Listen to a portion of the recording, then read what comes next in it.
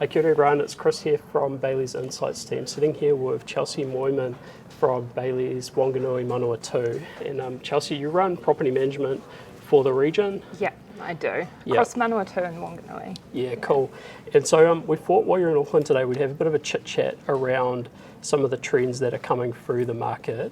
And I guess we've particularly got like our landlord hat on today for our clients out there. So, mate, what's the sort of trends or challenges that you're seeing at the moment? So the biggest definitely healthy homes. We saw that deadline come in on the 1st of July this year. That's shifted the market. We've had some landlords leave the market, and we've had other investors take on more stock because there's availability out there, good opportunities for them.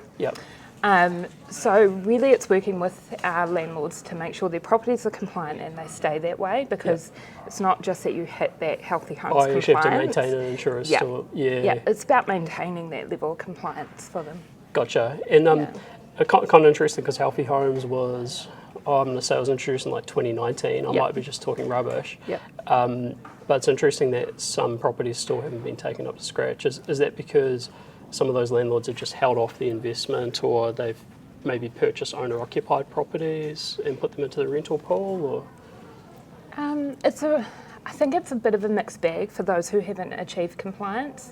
We're definitely seeing some private landlords out there who maybe for whatever reason don't agree with the levels of compliance, and so have decided not to do that. Interesting. And we've seen others who have plans for their properties, it might be selling them, for example, and they've decided not to do that. So and you can kind of understand that, I guess, if they were maybe planning to sell.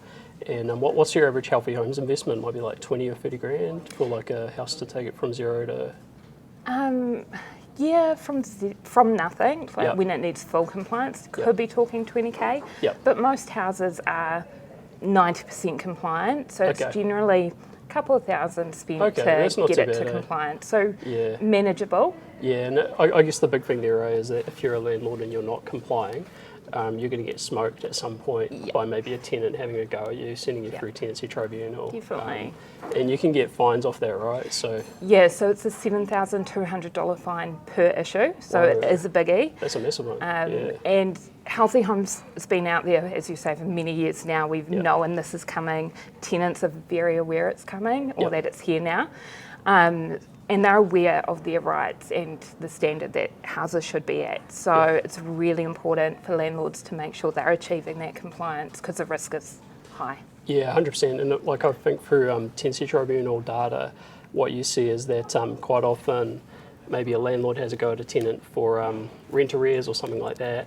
If the property isn't Healthy Homes compliant, the tenant's probably going to have a go at you for Healthy Homes compliant. So it's just 100%. Like all the reasons to get it sorted. So that's cool. And then the other trend that we've been monitoring, right, is the migration pattern. So sort of people leaving to go overseas and a slowdown in arrivals and all that. Are you seeing that come through the rental market in terms of, like, is it getting harder to get tenants, or is it still all good? We, in our region, we're finding a real mixed bag. So in some parts of the region, demand is still there, and prices have kind of plateaued, but they're not reducing. But then other parts of the region, we're definitely seeing that the demand has dropped, and in some cases having to quite significantly drop those rent prices. Pull back rent to get the tenants in. To get the right people in the properties. I guess that's quite important, right? Like, there's no point in holding out for, like, you know, that extra bit of rent and then having a big vacancy period, or getting the wrong tenant in and then having all new dramas. Definitely. I think the goal should always be to get the right tenant in a property, and if that means dropping the rent by $20, long term it's going to save a lot of money. 100%. And at least it's not like commercial property, you know, you've got regular market rent reviews every 12 months, so you can just pull up the rent at some point if you need to, and you're not locked in forever. So just keep it going, Well, mate, thanks so much for chatting while you're up here. If you want to get in contact, maybe have a chat, you're welcome to reach out to Chelsea and the team at Bayleys in Manawatu, Whanganui. So be happy to have a chat, and hope you have a cool time up in Auckland. Thank you.